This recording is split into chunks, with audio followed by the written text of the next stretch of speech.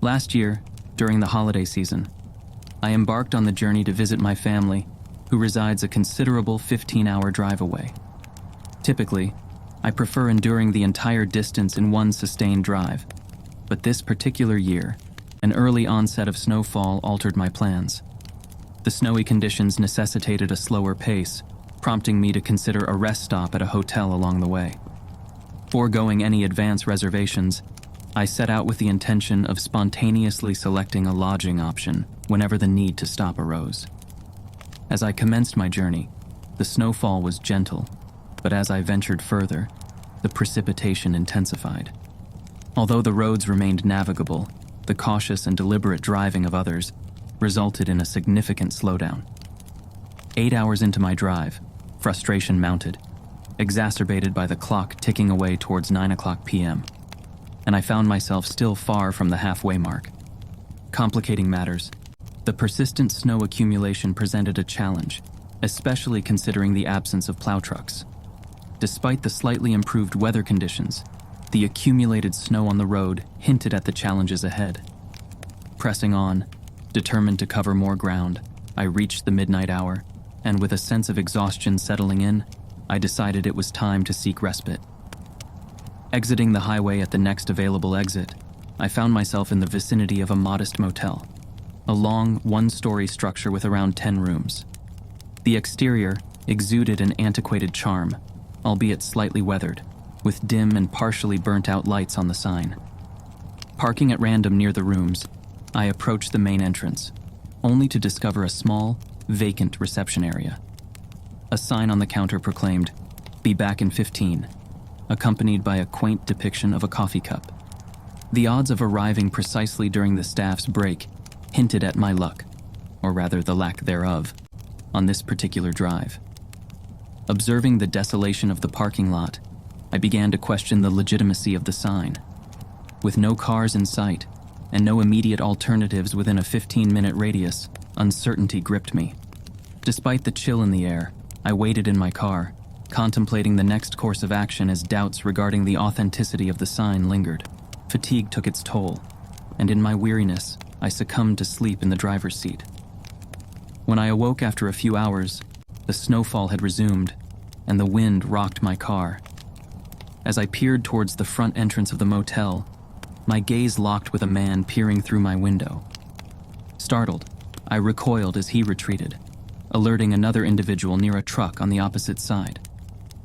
In a disconcerting turn of events, the second man approached my car, attempting to open each door. Reacting quickly, I engaged the car in reverse, attempting to navigate through the thickening snow. The assailants, however, escalated their efforts, one urging the other to break the back window. Fumbling through the snowy ordeal, I finally gained traction and maneuvered the car just as the back window shattered. In the ensuing chaos, the would-be intruder tumbled out, and the other scrambled to follow in their truck. As I sped away, they ceased their pursuit once I rejoined the main road. Reflecting on the harrowing encounter, I acknowledged that while I might not shoulder the entire blame, the decision to doze off in that desolate parking lot was undoubtedly a lapse in judgment. The motives of those individuals remain shrouded in uncertainty, yet their preparedness and apparent familiarity with targeting unsuspecting individuals in the motel parking lot cast a chilling shadow over the entire episode. The gravity of the situation serves as a stark reminder that exercising caution, especially in remote locations, is paramount to ensuring personal safety during travels.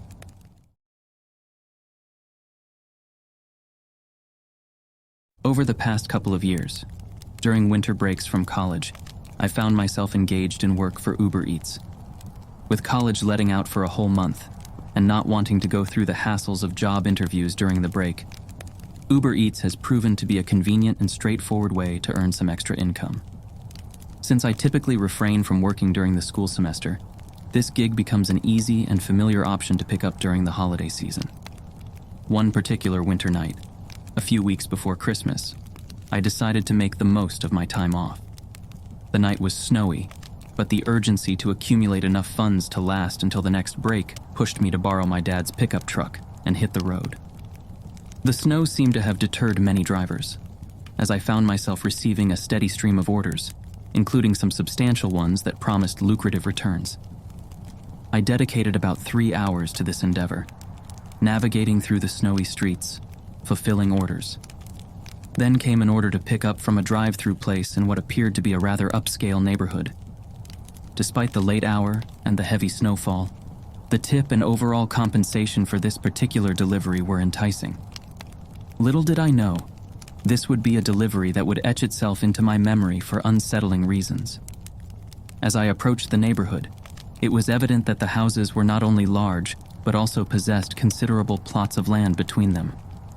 However, the architecture hinted at an older era, with the typical grandeur of mansions, but lacking a modern touch. By 11 p.m., the roads were covered in a thick layer of snow, and my weariness was beginning to set in. I decided that this delivery would be my last for the night, and I could resume work the following day. Driving through the streets, I observed the houses, each seemingly more imposing than the last. Eventually, I arrived at the address I was supposed to deliver to.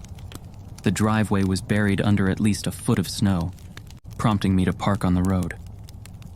As I made my way to the house, trudging through the snow, I noticed an absence of lights in the windows. A piece of paper taped to the front door caught my attention. Upon closer inspection, the notice, in bold red font, claimed to be issued by the county. However, before I could delve further into its contents, an eerie silence was broken by the sound of footsteps crunching in the snow behind me. Turning around, I faced a man approaching me from around the garage. His short buzz cut and worn jacket gave him a rough appearance. Attempting to break the silence, I casually mentioned, "Just dropping off your order." However, the man continued walking towards me without uttering a word.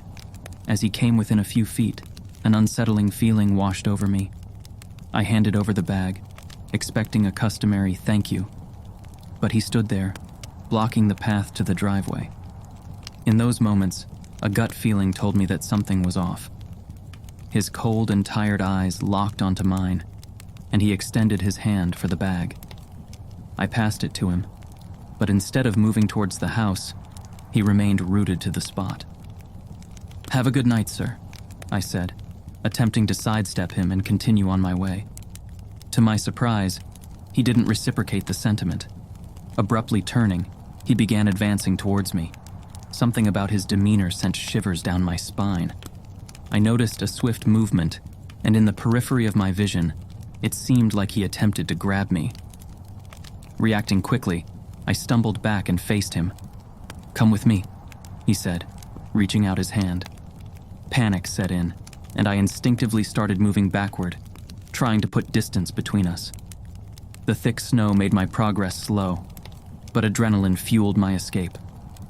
The man persisted, yelling at me to stop running. Finally finding solid footing, I managed to outpace him and reach my car. Without hesitation, I backed out of the driveway before he could catch up. Glancing in the rearview mirror, I saw the man standing in the snow-covered driveway, just watching. As I drove away, a sense of relief washed over me, and I dialed the police to report the unsettling encounter. However, when they investigated later that night, they revealed that the house wasn't currently owned by anyone.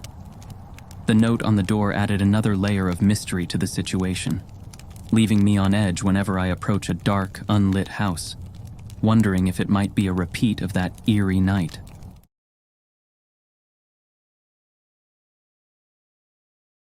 In the early days of December, I found myself at home on a chilly night, enjoying my day off beside the comforting warmth of the fireplace. The outside world was wrapped in a layer of cold and snow that discouraged any ventures beyond the cozy confines of my living space.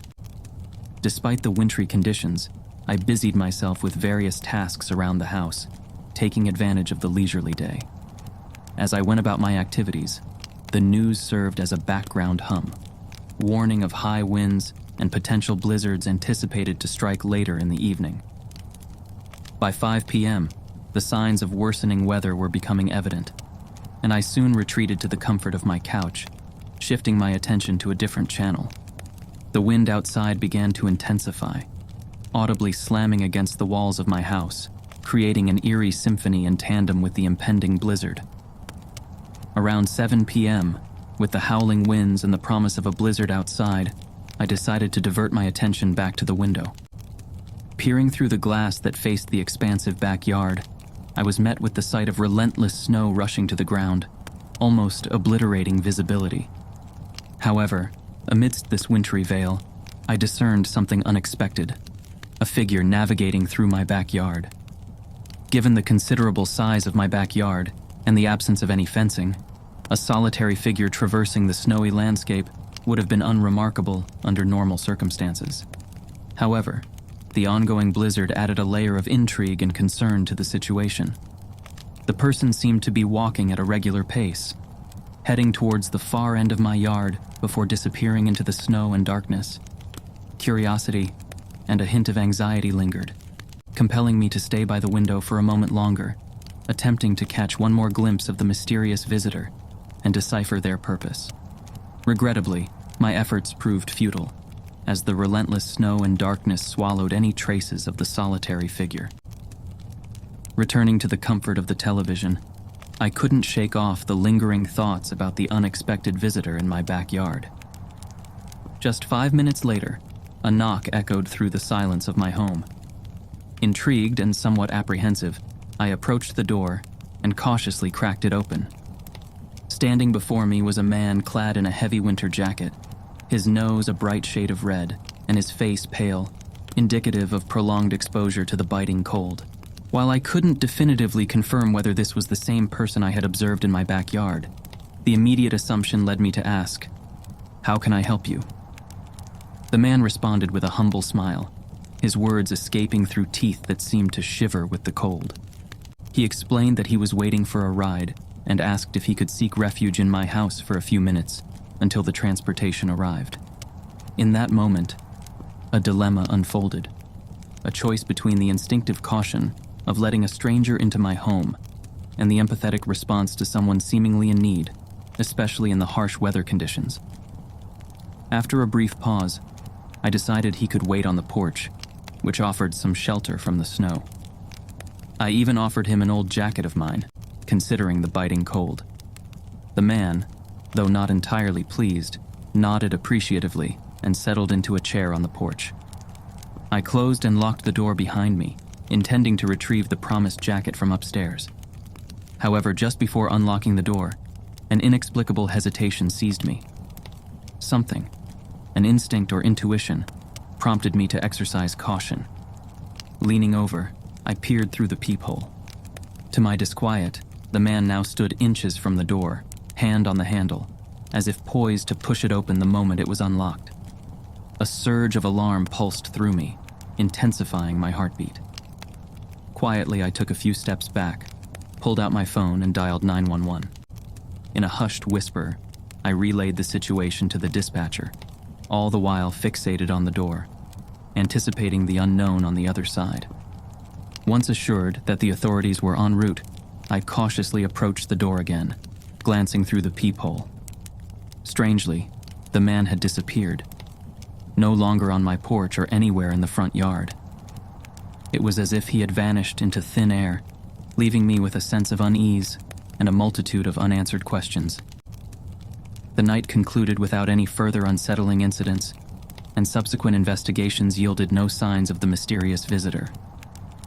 The ambiguity of his intentions and the potential danger that might have awaited me had I opened the door remained a chilling unknown. Reflecting on that peculiar night, I couldn't help but wonder about the man who briefly entered my life and swiftly disappeared, leaving behind an unresolved sense of disquiet.